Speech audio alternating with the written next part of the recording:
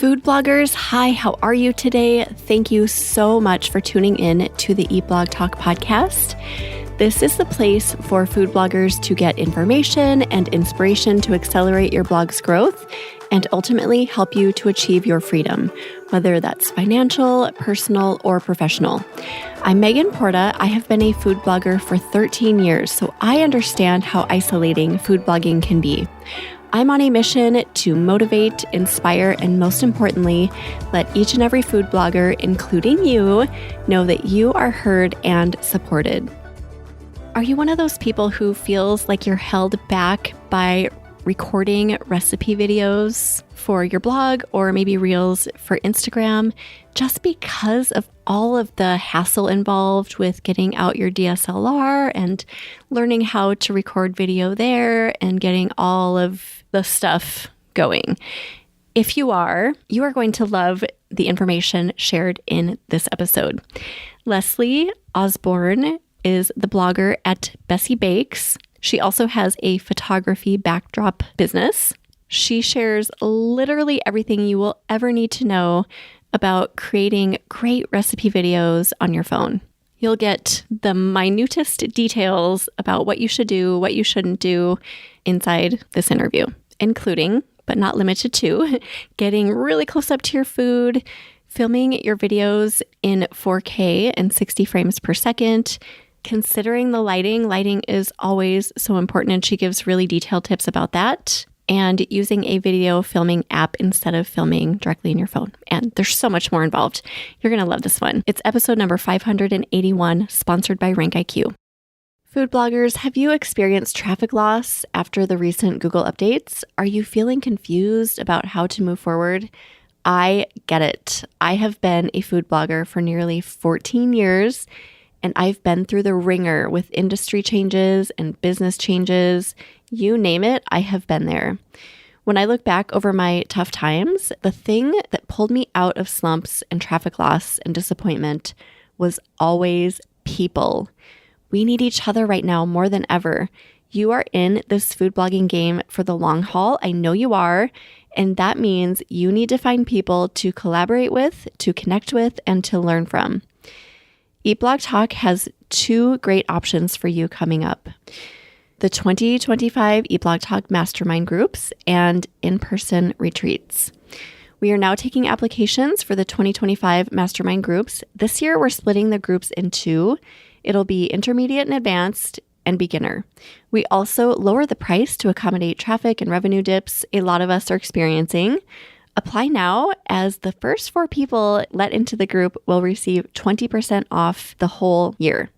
Go to eatblogtalk.com/mastermind to apply today. And there are still a few spots remaining for the 2024 fall retreat, which is also discounted this year due to revenue loss for so many. Join us in October in Minnesota. It is my favorite time of year here in Minnesota for 3 incredible days filled with laughter, great food, tons of learning and connecting, and honestly, they're just so much fun. You will not regret attending this retreat. Head over to eatblogtalk.com/retreat to apply for that today. I hope to see you in one or both of those spots. I can't wait for the next 12 months and to see all of your businesses explode. And trust me, having those people in your corner is going to help. Leslie started her food blog, Bessie Bakes, in 2015 after going to artisan bread and pastry school in Chicago in 2012.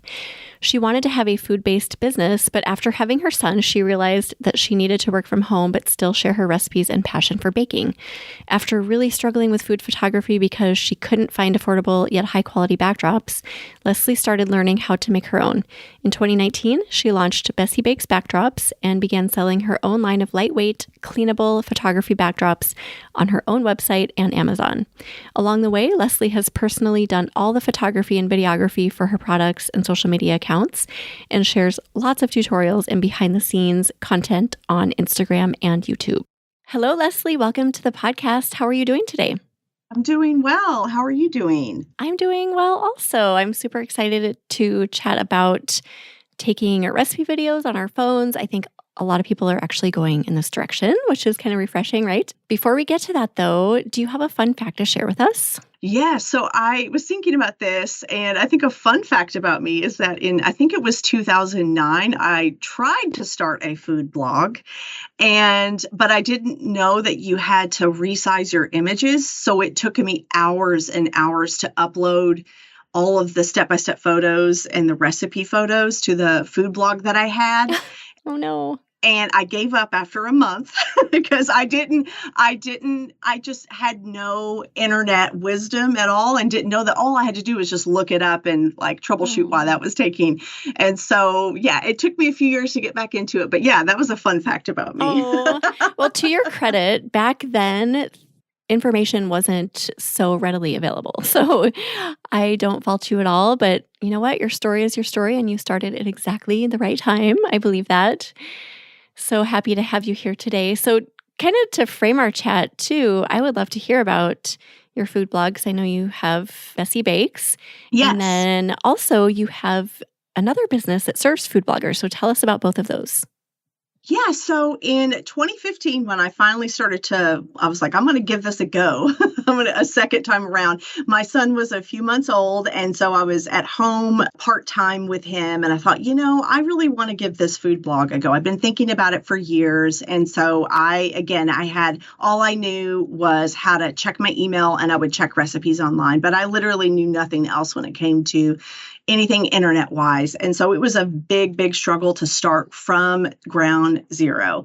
And I struggled with the photography aspect probably more than anything, because again, it's a skill that you have to work on for months and years, and your skill always expands and grows. And I was really struggling with the photography aspect. And then kind of that led me down like this path of like, my photos don't look that great. And I feel like this is making my blog suffer a bit. Like it's not growing like I would want it to. And I would say so in 2018, about 3 years later, I started looking into like how to make my own backdrops. So I kind of shifted from food blogging to like, okay, what kind of product could I offer to food bloggers? Because my food blog just isn't growing, but I feel like I have all these skills that I would like to kind of nourish and kind of grow.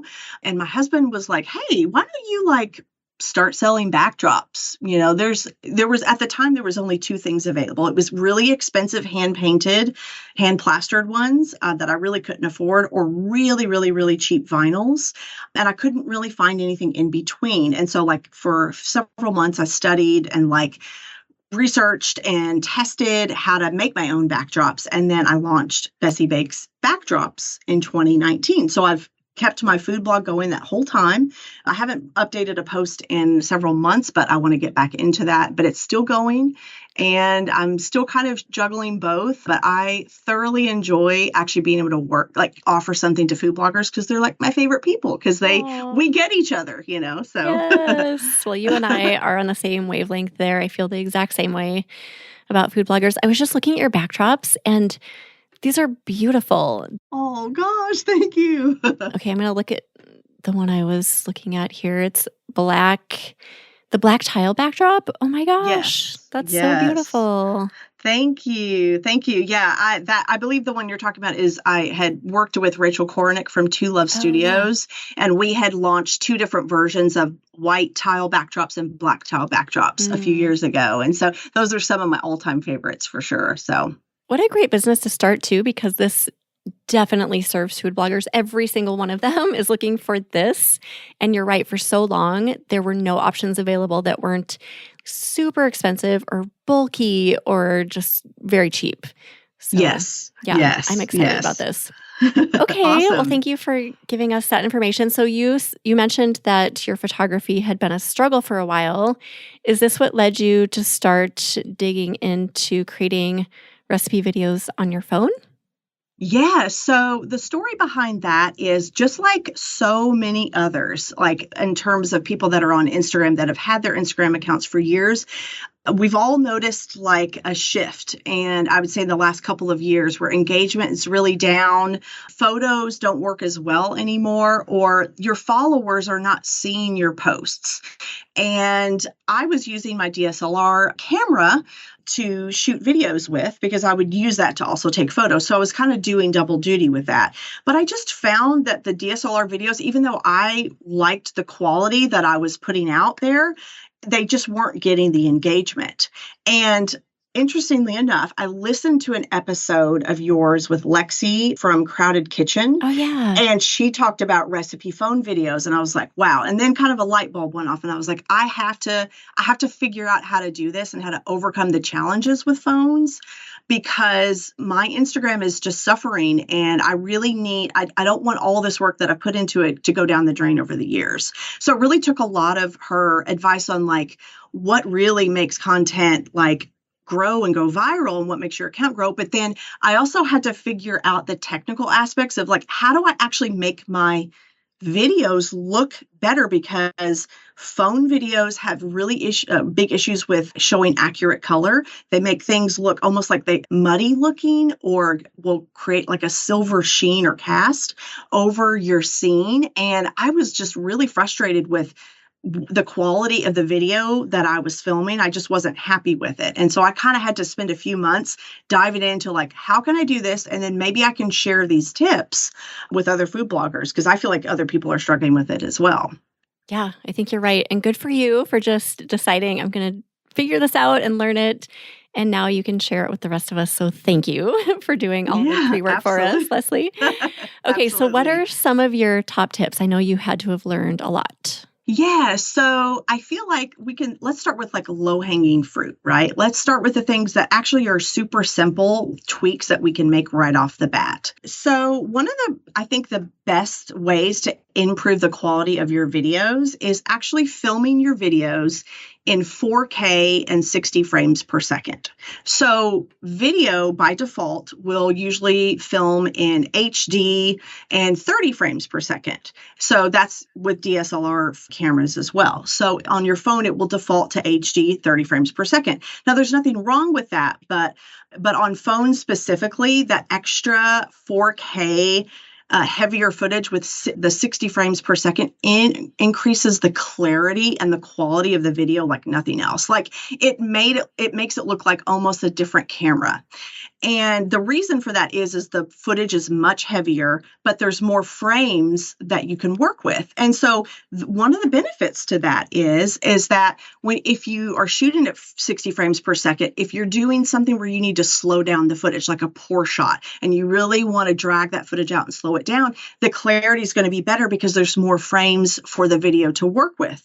And also, what's great about that is when you zoom in on your footage or crop it, the quality is going to be better because, again, you have more frames. So the quality of that footage, if you're editing your video, is just going to be better all around. And I would say probably like the biggest fun tip in terms of that is you can screenshot some of the step-by-step parts of your video, and you can actually use those as photos on your food blog. So if you use a DSLR camera, you film, like you take your photos for your final dish, but let's say you filmed a video and you don't have time to do double duty with doing a recipe video plus step-by-step photos. You can actually screenshot that higher quality footage and put that in like grids on your blog, and then use those as photos for your recipe. Oh my gosh, worth the price of admission right there. Thank you. That was gold. And then is it easy to do this on most phones? I don't think I've ever even looked into this as far as like changing to 4K and 60 frames per second. Yeah. So on my iPhone specifically, when you're in the video portion, you'll see up on the right-hand top of the screen, it'll say HD 30. And so you can click on that, and then you can change the frames per second or go up to 4K. So that's how I do it on my phone. Now, Androids might be a little bit different, but there's usually going to be a setting when you're in the video portion of your phone, and then you can change it right there. So yeah, it's like as quick as that. I cannot believe I've never seen that. It's right there, literally. And then once you change it, does it stay there, or do you have to change it? Oh no, it stays there. It will stay if it knows that you're going to go back to it. But once you kind of get out of the video app, it will probably default back. At least mine does. So you may have to check it every time, but you're probably going to start noticing the more that you use it, the more, because you're going to instantly see when it goes from HD to 4K, 60 frames per second, the quality completely changes. And so one of the things that happens is if you're moving your phone around, the footage is so much more stable as if you're using a gimbal when it's in 4K, 60 frames per second. second. Ah. So it's more stable and it looks more fluid and it's not as shaky and it's a lot less grainy and noisy. So yeah. Okay, I think we can end our call now. Thanks, Leslie. No, I'm just kidding. Seriously, that was so good. Okay, what else? I'm so excited for more. What else do you have for us? Okay. Well, just remember with 4K, your video file sizes are going to be enormous. Yeah. And so what you're going to want to do, you either keep them on your phone, you can edit directly on your phone with an editing app. Or if you want to send them to yourself on your computer, you can upload them into Dropbox or Google Drive, and you can get those apps on your phone. And then boom, put them on the app, and then it'll download to your own Dropbox or Google Drive folder, and then you download it for yourself. And so that's a way that you can kind of figure out, oh, if I need to send this to myself. So just I wanted to clarify because you might be stuck thinking, oh my God, what am I going to do with this enormous footage that I can't send anywhere? So yeah. That's funny. So yeah, so I would say the second thing, again, low-hanging fruit, right? This is to get up close to your food to really highlight the recipe and the textures of the recipe, because the recipe then becomes the star. So what I've noticed about a lot of viral recipe phone videos is like there's really not a lot going on in the background. They are really inside the bowl or inside the plate or whatever they're using and whatever they're making. And it's just like it just jumps off the screen. And so if your phone is a little bit further back, what you can do to kind of hack your way into getting up close is you can zoom in and zoom out. You can either use your fingers manually, or you can hit the 2 times zoom or 3 times zoom. And what that's going to do is hyper focus on the food, and it's going to blur the background around you. So like your phone, it doesn't have as much of the capabilities to have a shallow depth of field like a DSLR camera would. However, when you zoom in, it's going to naturally blur the background. So it's kind of a way to trick your phone into kind of becoming like a macro lens, but you just don't want to overdo it because then it'll start to get grainy past a certain point. Yeah, so it probably just takes a little playing with, I imagine. Yeah, just play around with what angle kind of looks best and don't go too far in, or you'll probably just want to adjust the position of your phone. Yeah. And then I'd say the next really easy way to do that, to really get hyper up close to your footage, is most of my footage is filmed when I'm filming it at a 45-degree angle. I'm flipping the phone upside down. And so what that does is the lens then is lower to the backdrop stand or the backdrop or the food. So instead of it being above it, it's right at eye level. And so it's upside down when you're filming, but then when you edit, you just flip it around. So like in my phone, I'll hit edit, and then I'll go to crop, and then I'll just turn the footage 180, and boom, it's right side up. So then you are viewing it in the correct position. Oh, okay. I never would have thought to do that. Amazing. All right. Anything else on that, Leslie? So I would say just getting up close is like a really, really just easy way, but we can definitely kind of go into a little bit more of like the technical stuff now, if you'd like. Yeah, go for it. Okay. So really one of the biggest challenges with phones is their struggles with getting accurate color. And what that ends up looking like I said, is like a silver cast over your food. Even can maybe almost have a weird silver sheen because that's the way it's reading the highlights, or it can make your food look muddy. And what I have found is the reason for that muddy look is it's oversaturating some of the texture and the shadows in your food. And then it just makes your food look too dark, and the vibrancy of the colors of the food just kind of disappear, and your phone just can't really read the color accurately. It actually gets worse the closer up you are. If you're further away from your food, like really like several feet back, then like the auto adjustments will kind of play in, and then the colors will usually balance. But we want to get up close to our food. So the easiest way to overcome this is to actually use an app to film your footage in. Instead of using your phone to film the footage, you download a video filming app. And these apps they give you full control over all of your camera settings as if it were a DSLR camera. So you can adjust your white balance warmer or cooler. And that in and of itself is going to fix 90% of your color issues. You can film in 4K, 60 frames per second. You can adjust the focus, the ISO. All of those settings are built in because a lot of phones don't have those things built in, oddly enough. So that's really interesting. I've never considered that either. Do you have examples of apps to use? So two of them I have used personally, and they're both excellent. The first one that I've used is Blackmagic Filming app. That's a really great one. And then Filmic Pro, Filmic. Filmic Pro, those both work the same way.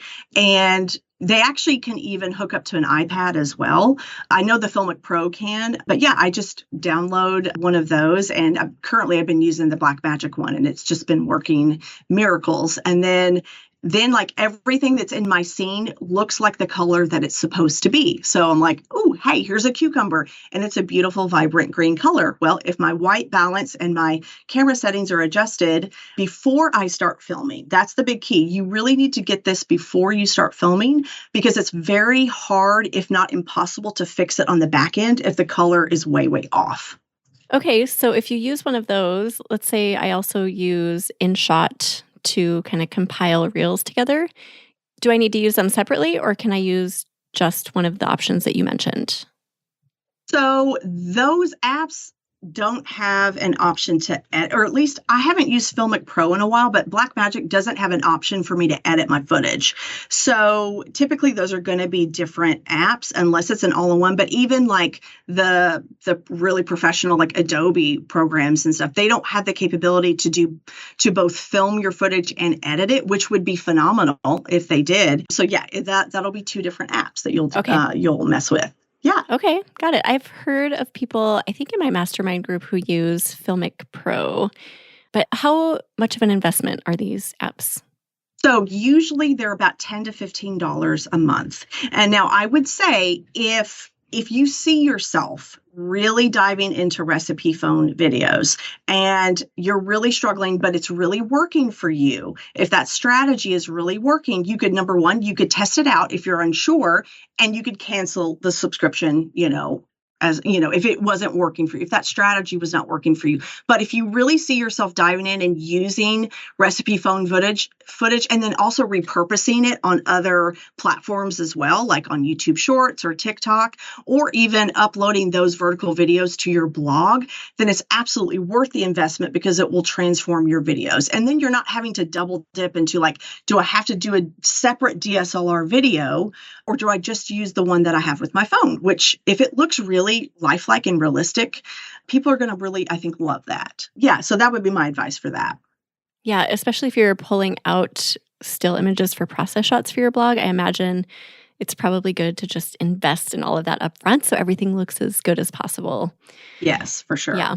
Okay, awesome. Another great one. What else do you have? Two other, these are non-technical, but I really think that they add a little something special. Like, it's like the secret sauce, I think, to really making your recipe really pop is, like I like to say, get saucy. So think about the sauce or the drips or the pours or all those little things that really add richness and depth to your recipe. If your food is looking quite flat, then it could be that it's something like a dry salad that doesn't have any dressing on it. And think how adding that dressing just adds lusciousness and richness and makes it like jump off the screen.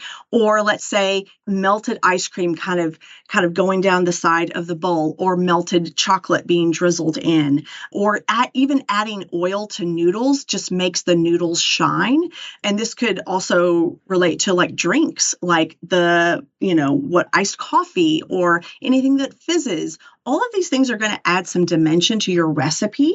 And so do not forget to add your sauce. And then on top of that, I would say, if you can add some sound at key moments of the video, then adding that sizzle of the pan or the fizz in the drink, hearing that little bubble texture, or the chopping of the vegetables or whatever it is you're chopping, or especially something crispy, like a little crisp sound, even if it's not the entire video, but it's key moments. I think that also is another little thing to add a little extra depth and like richness to like bring people into your recipe. Those are such little touches that can go such a long way, I think, right? Just little things you can do. I love the ASMR videos that I see on Instagram as I'm scrolling. It's just that little pop of sound adds so much, I think. Well, it's like you can taste the food, right? Like you hear that and you're instantly brought into what does that recipe tastes like. It's like the sound itself then creates, because you can't have smell-o-vision, we have sound-o-vision, right? So that's the way I like to think of it. Yep, definitely. Awesome. Okay, what else do you have, Leslie? So I think really kind of on the deeper, more technical side, you really cannot underestimate the incredible value of having good quality light into your phone videos. Now, this is true of photography as well, but DSLRs have a little bit more leeway if you're using a tripod and you can lower the shutter speed if your light is a little bit lower and dimmer. Video, though, even with a DSLR camera or with a phone, you really need adequate light. Otherwise, it's going to be quite grainy and a bit noisy. And then it's going to reduce the clarity, and even the color is going to be directly impacted of your recipe. So I can't really overstate how important good lighting is. And so this could look like a lot of different things. So we could talk about natural lighting, like window light, and then we can also talk about artificial light. And both of those are incredibly important for getting a handle on how do I set up my lighting to really make my recipe video really shine. Hello, food bloggers. Are you looking to spice up your social media account with unique and exciting content? If you want that secret edge that makes you stand out in your niche, I might have the answer for you. Katerina can help you streamline your podcasting and social media content with audio editing, video editing, or social media strategies. She specializes in working with food bloggers, tailoring her content creation packages to their needs. Whether you want to create something new, like a gripping podcast, or if you want to refresh your social media strategies by creating scroll-stopping video content for platforms like Instagram, TikTok, and YouTube, she has got you covered. If this sounds intriguing, get in touch with Katerina. Go to eatblogtalk.com/resources to get more information about Katerina's services. Again, go to eatblogtalk.com/resources and click on her link. Now let's get back to the episode. So in terms of natural light, obviously, whatever windows you have, if you have multiple windows that you can potentially film next to you, it may depend on what your workflow look like. Where's your workspace? What is going to be most convenient for your setup? And then you'll just kind of need to understand where the sun is in coordination with that window. Are there trees covering it or bushes, or is it uncovered? And are you getting enough light for long enough to kind of get solid light? So you have to play around with the different windows in your house or in your office, wherever you're filming, and try to get kind of the best quality light. It doesn't have to be overwhelming full sun. It just needs to be even and well lit. And then as long as you're using a video filming app, especially, you can really then increase exposure just enough so that you can expose the video properly so that the lighting is really adding a great depth and dimension to your video. So if you want to have soft lighting and you're next to a window that has full sun, but you want to soften it up, obviously you can use a diffuser. And so diffusers are just one of those tools that you just really, really need for photography and for videography, because you want to be able to manipulate the light to make it give you the look that you want to have. So if it's full sun and you want soft light, you can use the diffuser. But if you want hard light, obviously you can put the diffuser away. And so one way to kind of add a little bit more light and to balance the light in video is just using a white bounce card on the opposite side of the light. And what that white bounce card is going to do is going to soften those shadows and help to balance the color in your video. Because video needs a lot of light, sometimes you just need to bounce the light in. And because phones tend to oversaturate the shadows, that's going to soften that. And oftentimes that will kind of fix some of your white balance and color issues as well. So a little bounce card, you can get them at any craft store for a few bucks. They are phenomenal. So definitely having a diffuser and a bounce card available for lighting is going to be super, super helpful. So a lot of experimentation, I imagine. Yeah, definitely. And here's a really easy way to get amazing natural light. I don't know if you've been seeing this lately, but I've been noticing a lot of food recipe videos where people are filming outside. Now, the idea of filming outside feels very overwhelming because there's bugs and there's gusts of wind and it could be a complete mess. But if you just wanted the final reveal of your dish to have beautiful lighting, just take your bowl or your plate or whatever and take it outside for a second and just use your phone freehand and film it over the grass or in front of trees or bushes or flowers. And then you're getting incredible light for the final portion of your dish. So let's say your lighting in your kitchen is kind of so-so, but you want to film it in a real space, like in your kitchen. You get whatever lighting you have in there and you show yourself kind of preparing your recipe. And then the final reveal, you can take it outside, or you can, if you have a patio, you can just go out in the patio and film, like put it on a table or on your background, whatever you're using, and then get a little bit of extra light just by going outside. Yeah, that's a great tip. And then what do you use? Do you use natural or artificial? So for phone recipe videos, it's a combination of both. I have been using more and more. I typically use not artificial light 90% of the time or more. I'd say almost 100% of the time for my photos and for my videos. But when I started doing recipe videos, I wanted to show behind the scenes a lot for the tutorials that I'm doing. So I've been using more natural light. And so it's about 50-50, but I'm really going to be diving into an artificial light tutorial because artificial light can be amazing to use, but it can be really tricky. So that's actually going to be something that now I'm going to be diving into more artificial light so that I can have full control over the light from start to finish the recipe. Yeah, but I would say in terms of natural light, hard, beautiful, full sun light, there's nothing that makes a recipe shine more because, again, you've got more available light. And what it does is it highlights all of the sauces and the oils and increases the vibrancy of the color of the food. So if you have hard light, you can do that outside as well, but for the final reveal of the dish. But if you have hard light available, that's definitely going to make your recipe shine. But you don't have to use it, but it's just a nice thing to kind of add in at certain moments of your video. But you could absolutely achieve that with artificial light.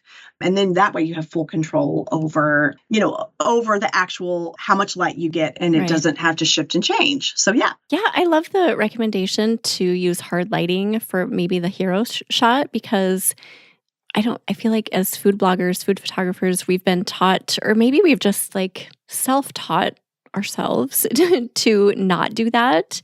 But you're right. It really can put an emphasis on the oily sauce or the oil on the noodles or whatever. So experimenting with that for the hero image might be really fun.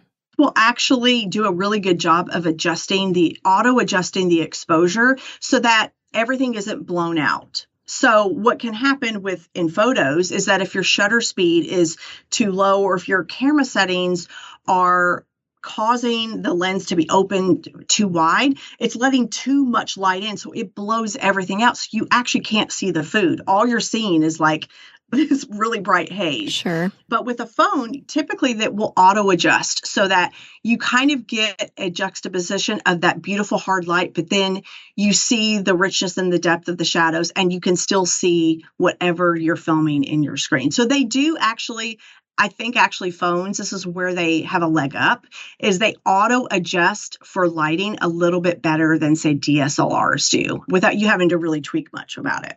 Do you have tips specifically for artificial lighting? Yes. So it's a very big topic, but I will say there are a few key things to really look out for that can really help you overcome some of the challenges of why artificial light it can be difficult to work with or just doesn't look real.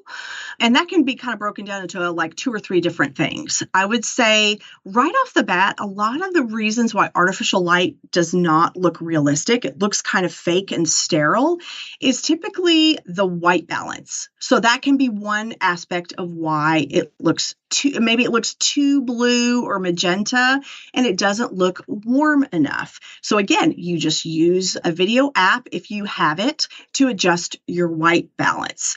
And another reason I think why artificial light often looks fake is because your light itself needs to be powerful enough to fill your entire scene with light in order to kind of reduce the dark areas in your scene. So I like to think of it like this. The sun is a big, giant fireball in the sky that's like a gabillion times bigger than any light that we have, right? So it fills our world with light. And if you have enough light next to your window, it's going to fill your scene with light, even if it's overcast, right?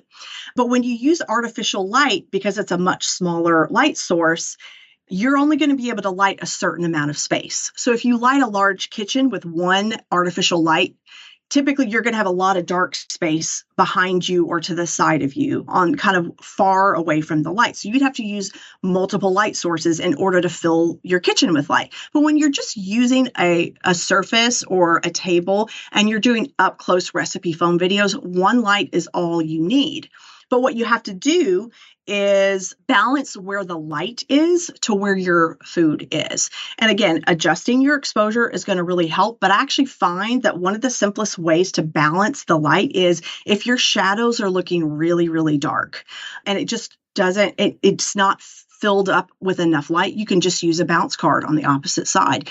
There, you can have, I would say, have two different sizes of bounce cards. Have small ones and then have a little bit bigger ones because you might need a slightly larger one to really bounce a lot more light in. Again, that's going to help with color. That's going to help with the vibrancy, and it's going to soften the light and fill in those darker areas so that it looks more balanced visually.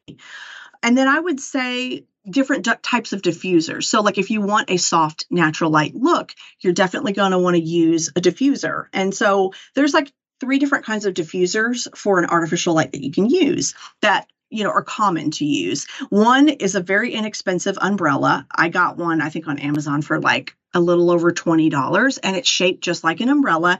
And the great thing about the umbrella is it hooks directly into like a little hole underneath the light itself.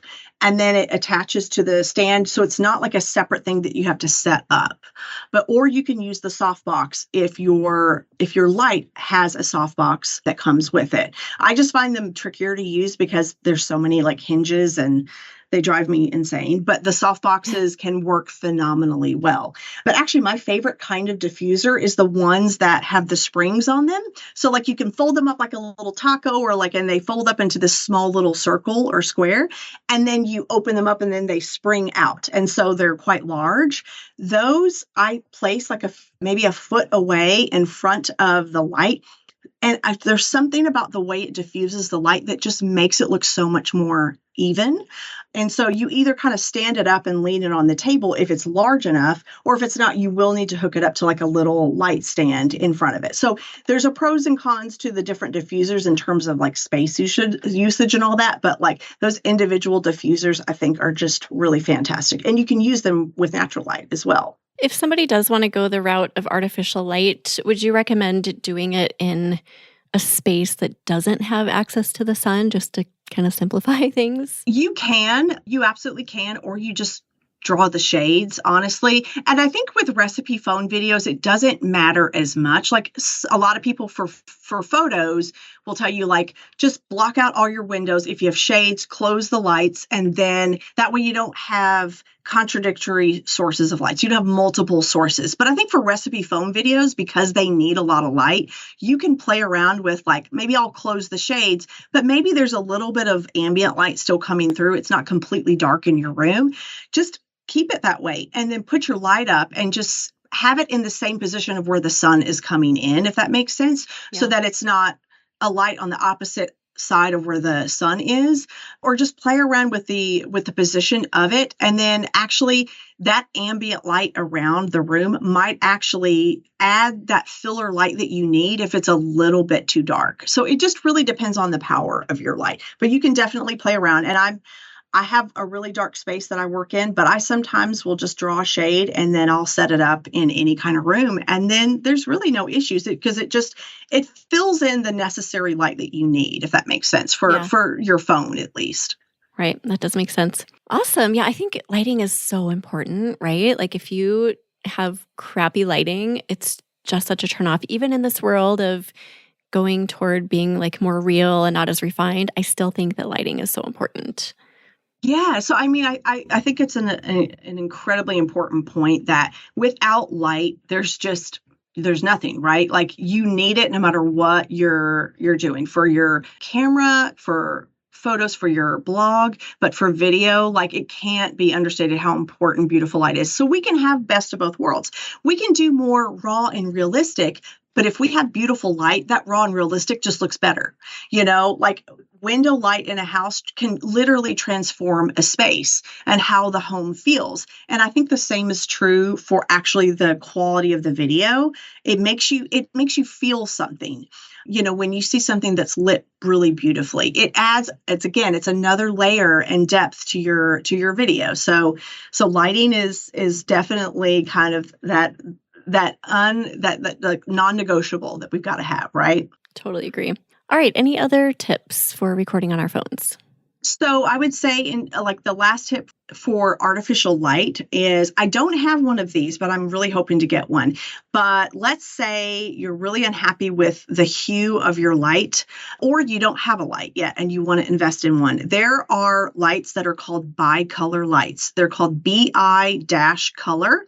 And what that means is they have the ability to you can adjust the Kelvin number on the light itself. So you can adjust the white balance of the bulb. So the bulb can be warmer and more sunny, like a yellow sun, or it can be cooler to kind of almost replicate kind of a cloudy day. So those bicolor lights are phenomenal because you can adjust the white balance of the light itself if it's not giving the type of hue of light that you want. And so I think the price now is about close to what my light was. Like I have a Godox light, which highly recommend the brand.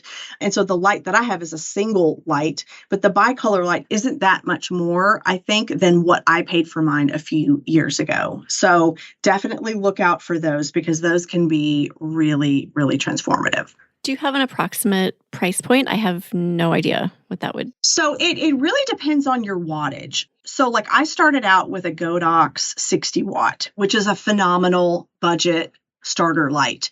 And I bought it, 5 years ago, I forget. And so I think at the time, it was about $150. And I don't know if it's gone up or down. Now, I then a couple years later advanced to an SL 160 or 150 watt. And that one was about $250. I don't remember the exact price, but the prices of lighting has really improved. So you can get a great, phenomenal light for under $300. And what is freeing with that is if you can invest that. Again, we are all kind of in different stages of blogging, but if you're frustrated with not getting good lighting because you're chasing the sun around your house and it's changing or the clouds are covering it and everything is looking inconsistent and you feel like you're frantic and in a rush, learning artificial light can free you from that because then you control the light and you are able to work at a slower pace and get all the footage that you need in your own time. And then you can also work any time of day as well. Yeah, I don't use artificial lighting for anything, but I've heard so many bloggers say that. Like it is a game changer. It frees people up to not stress over the clouds and the blue sky and all of the things that you're talking about. So it's very tempting to go that route, I think. Yeah, definitely. But I would say like kind of the last big pain point, I would say this is probably going to be transformative in terms of your workflow and the angles that you're going to get with your phone. There's nothing more frustrating than working with tripods with phones. That actually was one of the biggest things that I had to kind of figure out. I'm like, how are these people getting this up close to this footage? And why is their table not shaking? I don't get it. And there are 3 types of tripods that I have worked with and that have pros and cons to all 3 of them. So let's just kind of go through them and like what they're good for, awesome. But then also what is a struggle with each one. So on the low end is your tabletop tripods. I don't know if you've seen those where they have like a solid base and they have a phone clip and they have like a little arm that it kind of hinges and you can put those in any direction. The phenomenal thing about them is they're lightweight, they're small, and you can put them directly on your countertop or your table or your surface, whatever you're working on. You can get a flat lay image, you can get 45-degree angles, you can move it around in all different types of ways. The caveat to those is that if your table moves, if you're chopping something or if you're stirring something and your table is moving even a little bit, the camera is going to shake. And so it's very difficult to get footage where this is sitting on top of your table without the camera shaking, and your hands are moving in the scene. Okay. But where they really work well is if it's on a stable countertop in a kitchen. Okay. So the countertop is not going to budge if you're chopping and moving stuff around. That is going to eliminate any camera shake. So if you're doing some of the step-by-step recipes on your countertop in your kitchen, then it definitely works really well. If you want to set it on your countertop and talk to the camera, it's real easy to move around, and then it's phenomenal for that. Or if you're using it on a table where there's no movement, to the table itself, I would say the tabletop tripod can be really, really great, but they can be frustrating to work with if there's any sort of camera shake. So if we want to reduce camera shake, we have two options, right?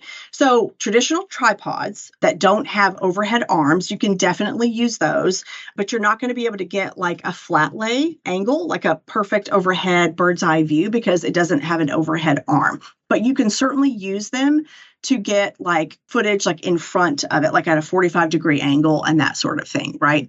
So you'll use a phone clip. So you'll need to get a separate phone clip, and they're super affordable. Like you can get them for under $20, maybe some are even under $10. And it's a clip that your phone just attaches into, and you attach it to the threading on your tripod, right?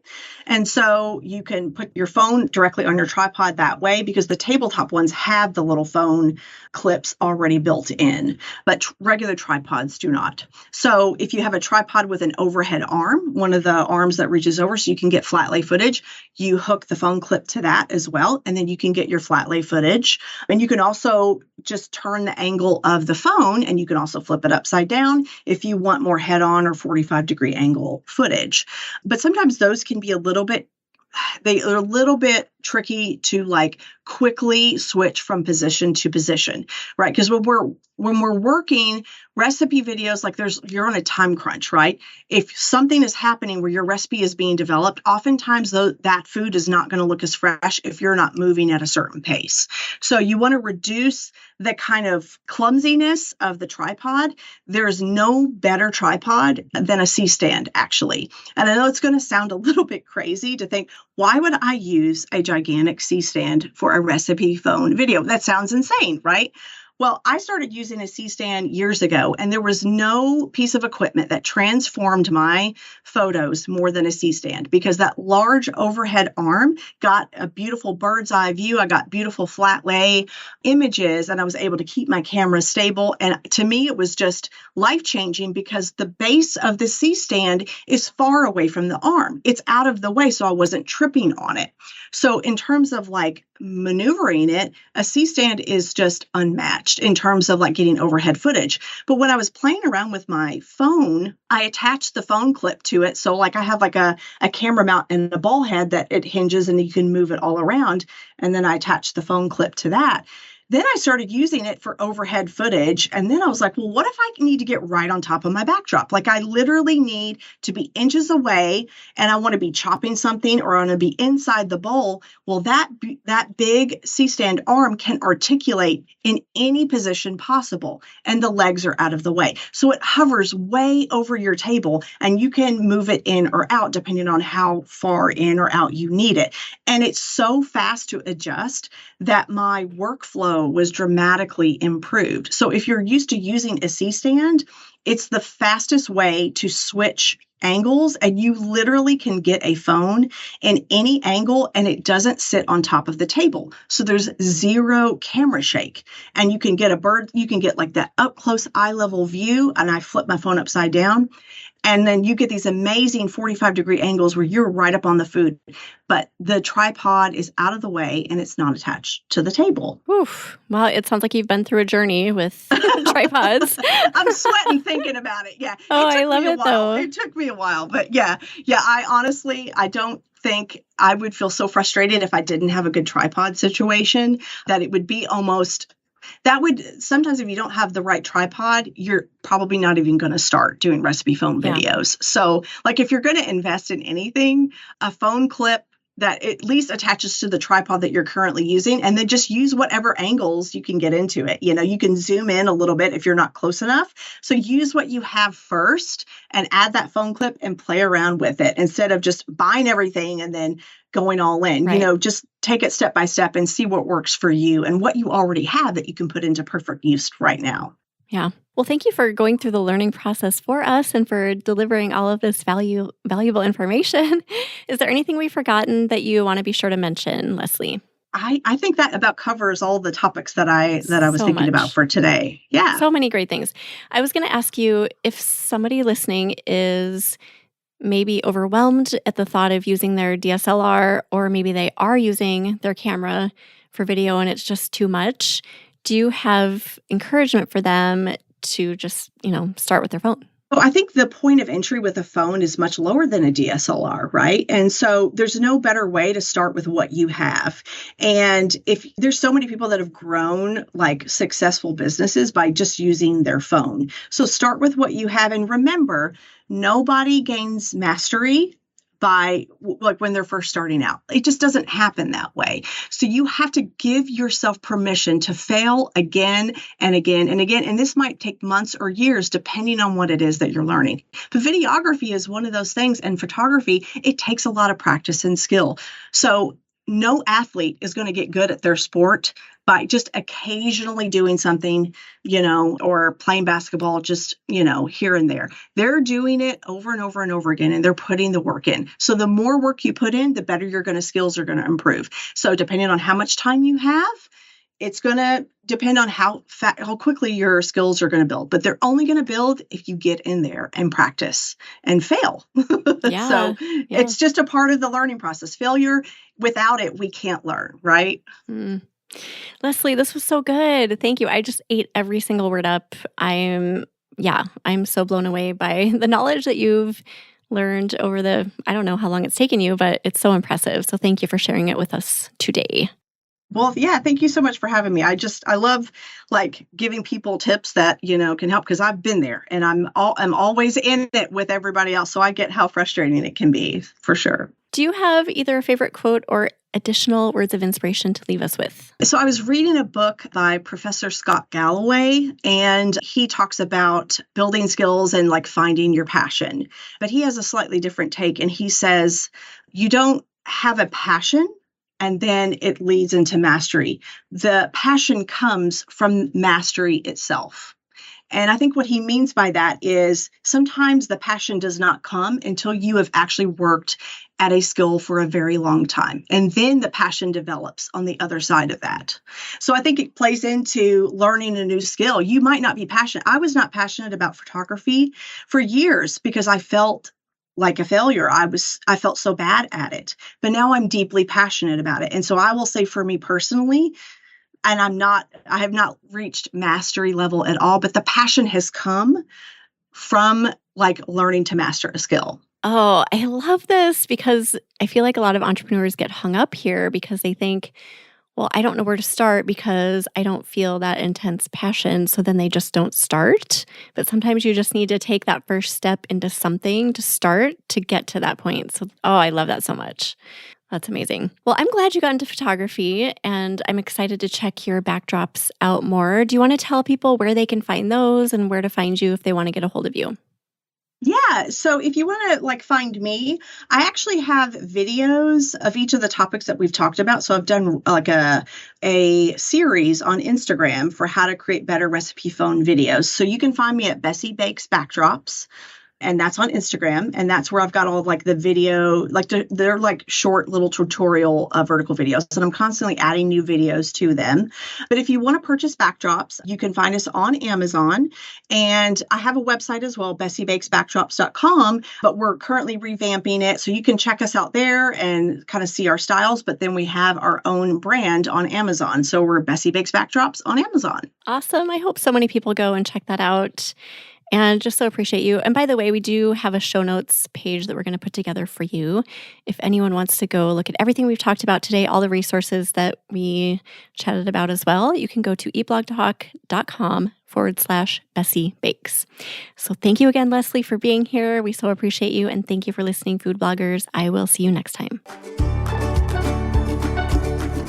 Thank you so much for listening to this episode of eBlog Talk. If you are craving accountability, focus, and connection at a low monthly cost, join the eBlog Talk accountability group at eblogtalk.com/focus.